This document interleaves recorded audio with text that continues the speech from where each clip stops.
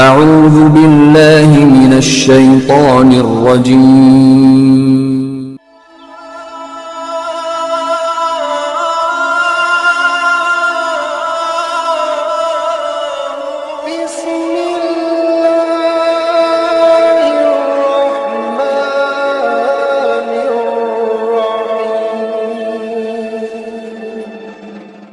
YouTube کے ناظرین السلام علیکم۔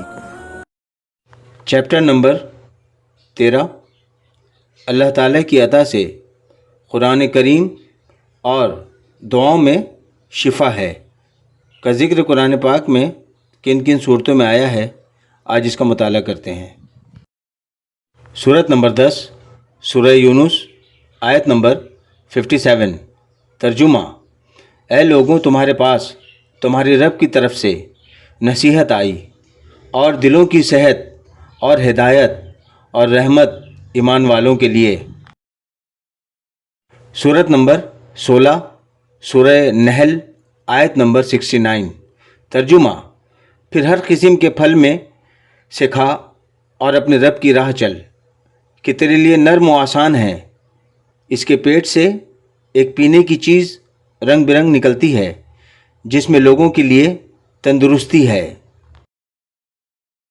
سورت نمبر 17 بنی اسرائیل آیت نمبر 82۔ ترجمہ: اور ہم قرآن میں اتارتے ہیں وہ چیز جو ایمان والوں کے لیے شفا اور رحمت ہے۔ سورت نمبر 41 سورہ حمیم السجدہ آیت نمبر 44۔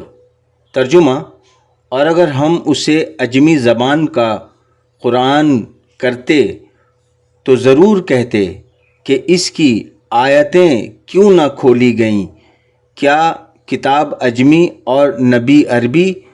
تم فرماؤ وہ ایمان والوں کے لیے ہدایت اور شفا ہے۔